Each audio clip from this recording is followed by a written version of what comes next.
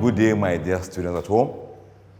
I'm glad to meet you once more under this platform where we reach you in order to keep preparing you for your forthcoming examinations, that is NECO and WAEC.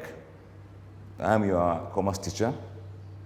My name is Abbas Shehu, and today we are going to continue with our topic of discussion, which we have been talking about for the past 2 previous lessons. And the topic is known as business structure. We had 2 lessons on this topic. Today is going to be the last part of this topic. And in our 2 previous lessons, we discussed so many things that we need to just refresh our memories before we go into what we have today as our focus of discussion. We have mentioned or explained to you what we mean by business structure, which is the same as organizational setup. And we say it is the allocation of responsibilities and functions to various components of a business organization, and at the same time delegating authority in order to have a smooth running of that particular business, so as to achieve the set objectives of a given business. This is what we talk about when we're talking about what we mean by organizational setup. Now, under that topic, we equally discussed what you call principles of management, which others refer to as principles of administration, where we highlighted the 14 principles of management as propounded by Henry Payor, a German scientist, an engineer by profession. And these 14 principles are, we have the first one, known as division of labor, authority and responsibility, discipline, unity of command, unity of direction, subordination of individual interests over general interests, centralization, remuneration, equity, initiative, tenure of office, esprit de corps, so on and so forth. We discuss all these principles. We equally discuss delegation of authority, where we said is the assigning of responsibilities by a superior officer to a subordinate officer in order to carry out tasks that are specifically given to different individuals, different officers in an organization. We equally discuss what you call organizational chart, or otherwise known as organogram, which is said is a diagrammatic representation of different positions held by different officers in a particular business organization. Each officer with his own line of activities, with his own tasks to be carried out in order to achieve the general goal of the organization, in order to carry out certain tasks that will lead to the achievement of certain objectives that are, at the end of the day, leading to the general achievement of the business goal. We discuss all these things. We equally discuss principles of delegation of authority. We discuss advantages and disadvantages of delegation of authority. We discuss what a manager cannot delegate. We discuss why some managers fail to delegate. All these things we are discussed under business structure, taking into account different positions, different tasks or functions to be carried out by each particular person that will lead to the general achievement of the business goal. Today we are going to look at the following outlines. One, we will look at types of organizational structure. Two, look at the advantages and disadvantages of each of them. Three, we will look at the concepts of authority, power, accountability, and responsibility in an organization. We will look at what you call span of control. Factors determining span of control. These are the 5 different items that we have in mind, which we intend to discuss as we talk to you in this lesson.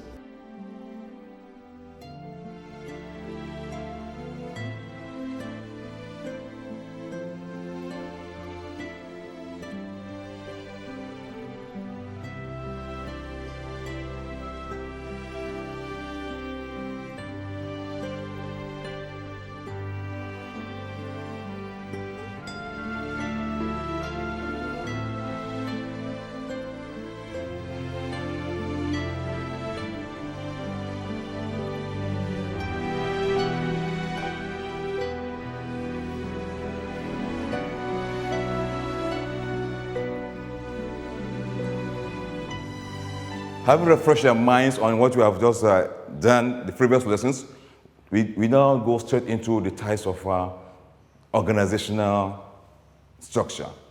And we have 4 of them, namely line organization, 2, functional organization, 3, line and staff organization, and then 4, which is the last one, committee. We will look at them one by one and see what each of them means, and then, of course, the advantages and disadvantages of each. The line organization.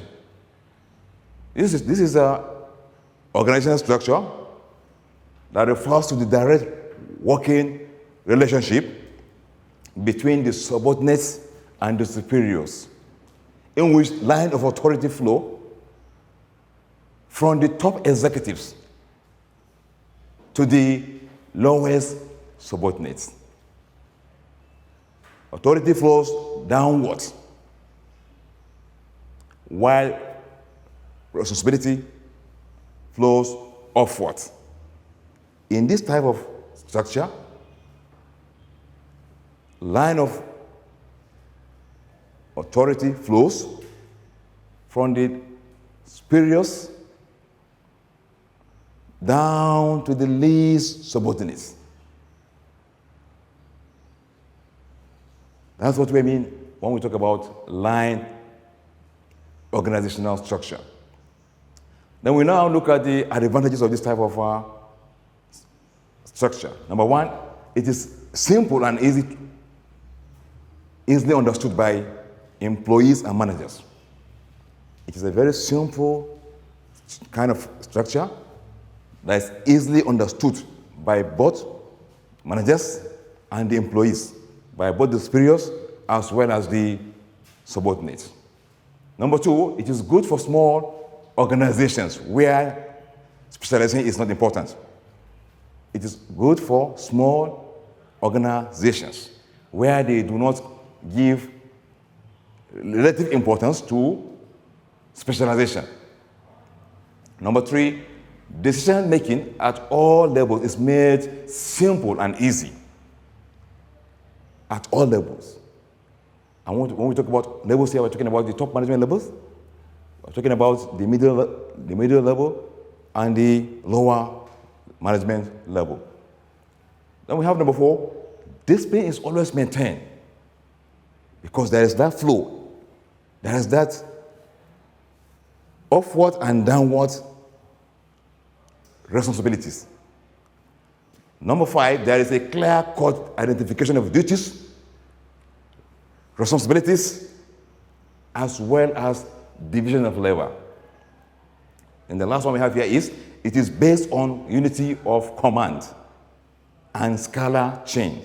These 2, we discuss them as part of the principles of management as founded by Henry Payol in our previous lessons. Now we go to disadvantages of this type of organizational structure. Number one, there is what you call lack of specialization at the supervisory level. It is normally autocratic in nature, meaning that there is use of force. Number three, there may be much pressure and demand on the top managers. There is pressure in terms of what they supervise. Number four, this is the last one here. A manager may be responsible for too many things. A particular manager may be responsible for so many tasks, so many functions, so many responsibilities. These are the disadvantages of this type of structure. Number two, which is the second type of organizational structure or setup, is what you call functional organization. Functional organization. This is a setup where certain functional relationships exist between specialists or functional managers and managers. In this type of structure, there is a relationship that exists between two classes of people. The first is specialists, and the second group is the managers. And we have advantages of this. One, experts are allowed to make use of their expertise for the betterment of the business or company, because experts are engaged. Specialists are employed in order to use them in running a particular business organization. Number two, there are several supervisors, and this makes coordination. This makes for better coordination. There are several supervisors that are supervising different levels of tasks, and this helps in making better supervision. Number three, it encourages division of labor and therefore promotes efficiency. It encourages division of labor and therefore encourages efficiency. The last one is the system is flexible and conducive for growth and expansion. These are the advantages. Now we go to disadvantages. One, there is lack of fixed line of authority, because there are many people that are involved in that. We have the managers and of course the experts, or what you call the specialists, on the other hand. Number two, authority can overlap.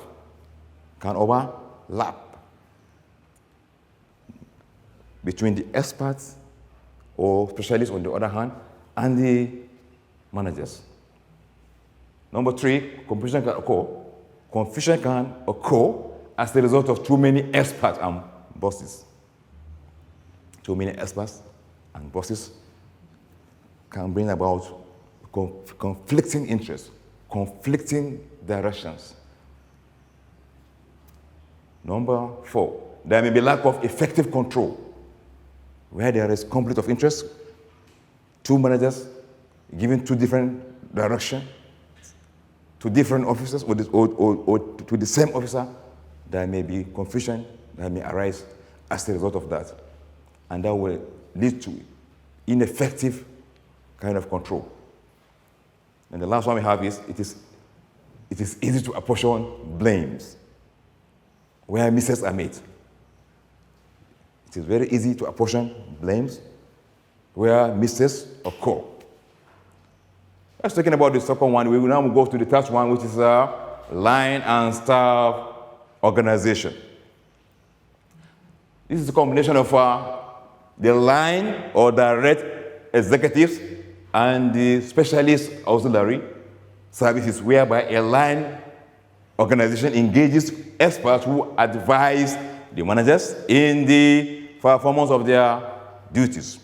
In this kind of structure, there are experts who are employed, and their own primary function is to give expert advice to the managers. Their own is to advise. Simple, nothing more, nothing less. They advise the managers on how to go about running the business and running the business smoothly. Advantages. Number one is there is efficiency through specialization. Because specialization normally leads to efficiency. Whenever there is efficiency, you talk about specialization. Then number two, there is rich decision making through sharing of ideas. Because expert idea that are normally consulted on different issues, and where they give their input, at the end of the day, the ideas will be enriched, will be of high quality. Number three, technical experts are in a better position to advise managers on complex problems because they are experts. They give expert advice. And when this expert advice are used, it leads to the overall expansion and growth of a particular business or given business. Let me go to disadvantages. Number one, there is possibility that staff experts may intentionally undermine the authority of managers. Undermine the authorities of managers, thereby bringing about conflicts. Number two, staff managers have no line of authority and no responsibility for what actually happened. The managers that are there, because experts are there that are brought, and these experts look at themselves as over and above the managers that are there on ground. Number three, their ideas may be unrealistic and impracticable. They may come up with ideas that are not realistic, that cannot be achievable. Number four, friction may also occur when staff managers report to higher authority in the scalar change of command. Friction may also occur when staff managers report to higher authority in the scalar change of command. This is the last disadvantage that we have here.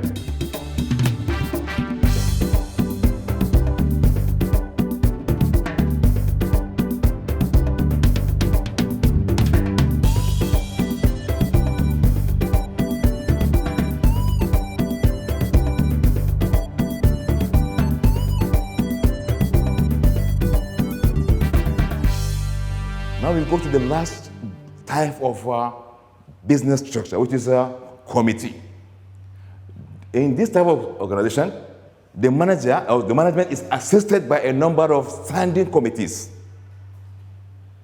The standing committees serve as advisory committees. They advise the managers. And not only advise the managers, from time to time they are given some special tasks or projects to execute. They are there as advisory committee. They give advice as well. And not only that, they carry out certain projects from time to time. So they also help the managers, in carrying out certain work or functions as assigned in the organization by different positions. Now we go to other advantages of this type of structure. Number one, it helps in getting opinion from many individuals because we have advisory committees, and these committees give advice from time to time. Number two, they make recommendations to the officers of the organization where there are recommendations to be made. They make and forward the recommendations to the managers on several issues, on several tasks, several projects, so on and so forth. Number four, people react favorably to a group decision rather than one-man decision, where there are a group of people who sit together to come out with decisions. People tend to accept such collective decisions rather than when it is only one person. Number five, the last one, it gives room for creating new ideas and better quality decisions. It provides room for better ideas. And at the end of the day, those ideas are likely to lead to quality decisions. And with this, we move to the disadvantages. Number one, it leads to delay in terms of routine work. Number two, decisions made usually are weak or inefficient. Number 3, accountability can be lacking for decision made. Sometimes nobody can be held accountable when there is crisis. Number 4, the last one, sometimes a committee may be too large for constructive action because committees are set, different committees are set, and the committees may be large and at the end of the day may not be able to carry out constructive action. And that's all about the types of business structure. Now we go to another thing entirely. And these are some concepts that are very, very important as far as business management is concerned, as far as running a business is concerned. Number 1 is the concept of authority and power in an organization. Now, what do you mean by authority? Authority can be defined as power which has legitimacy, power that is backed by law. It is the right to give command and directive and ensure compliance. That's when we say you have authority. It is usually derived from a given office. Authority is usually derived from a given office. You are given an office, and that office has authority assigned to it. Then we go to the next concept, which is power. Power can be defined as the ability to exert influence and to compel obedience. To compel obedience. You only have power when you have the power to compel, to make people carry out what you are assigning them to do. To have power is the ability to change the behavior or attitude of individuals through having the means of suctioning them. It refers to the control that is particularly legal. Then we go to the next concept, which is accountability. It simply means a situation whereby a subordinate is accountable to his superior in an organization for his actions, and he is obliged to report to his superior. That's when we talk about accountability. It is the state of being accountable, liable to be called upon as a result of action taken or inaction. Then we go to the last concept, which is responsibility.